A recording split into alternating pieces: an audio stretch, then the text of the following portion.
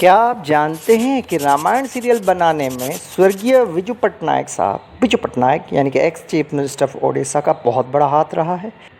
देखते रहिए हमारे इस चैनल के वीडियोस को। वैसे तो 1984 में बनी रामायण के निर्माण के लिए स्वर्गीय रामानंद सागर साहब ने अपने सुपुत्रों को यानी कि प्रेम सागर को और मोती सागर को एक सिर्फ ब्रीफ केस देके विदेशी निवेशकों के पास भेज दिए। पर रामानंद सागर जब लाहौर से दिल्ली आ रहे थे 1947 में, फिर बम्बई आए रहने के लिए। वो एक पाकिस्तानी रिफ्यूजी थे बेचारे बंटवारे के वक्त।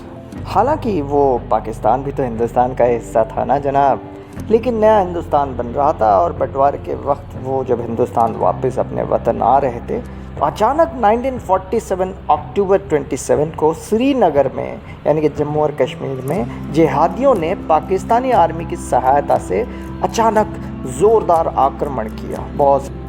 बहुत सारे कश्मीरी पंडितों के घर को जलाया गया, बहुत सारे परिवार मारे गए और बहुत सारे परिवार डर के भागने लगे अपने वतन हिंदुस्तान को।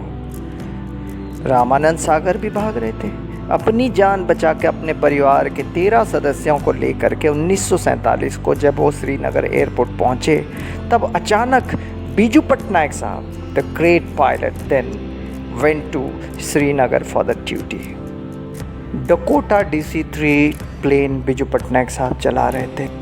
उनका हुक्म था कि सब लोग अपने सामान वहीं रख दें और प्लेन में चढ़ जाएं ताकि ज़्यादा से ज़्यादा लोगों को बिठा सकें और उनकी जान बचा सकें। बिजू पटनायक साहब बहुत ही सख्त पायलट थे।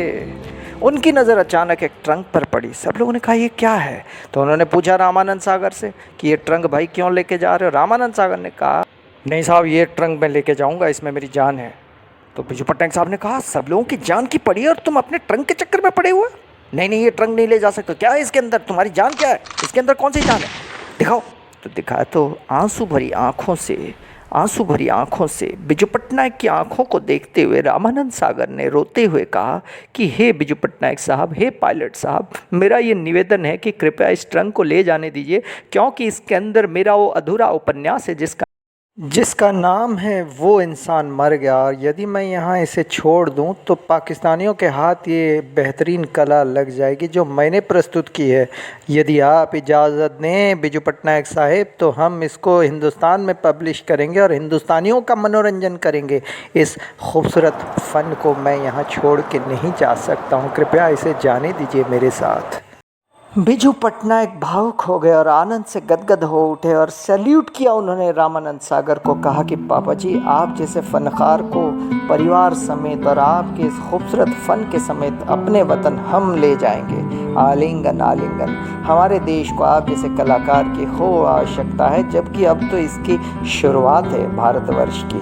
राम भक्त रामानंद सागर ने DD-1 में रामायण बना के पूरे विश्व को मनोरंजित करवाया और कर्तव्य पालन का पाठ पढ़वाया। राम नाम के रस रूपी स्नेह की गंगा पूरे भारतवर्ष में प्रवाहित हुई रामानंद सागर की वजह से।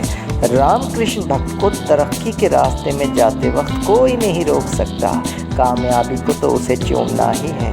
भगवान किसी न किसी रूप में मदद कर ही लेते हैं। 1947 अक्टूबर 27 में बिजू पटनायक ने सबकी जान नहीं बचाई होती तो रामानंद सागर न जाने आज कहाँ होते, किस मानसिक अवस्था में होते। राम भक्त रामानंद सागर को कलयुग के राम अवतार रघुकुल के आराध्य देवता जगन्नाथ सर्वेश्वर भगवान जगन्नाथ भक्त ऊंचे कद के बिजू पटनायक के रूप में स्वयं नारायण ने, स्वयं जगन्नाथ ने मदद पहुंचाई थी। अत्याधुनिक ओडिशा और पूर्व ओडिशा के अंदर अगर कोई फासला है तो वो है बिजू पटनायक के सपने, और उन सपनों को साकार कर रहे हैं उनके सुपुत्र आज के मुख्यमंत्री ओडिशा के श्रीमान नवीन पटनायक जी। जय जगन्नाथ, ओम साईनाथ, जय साईनाथ। आप जुड़े रहिए चैनल के साथ।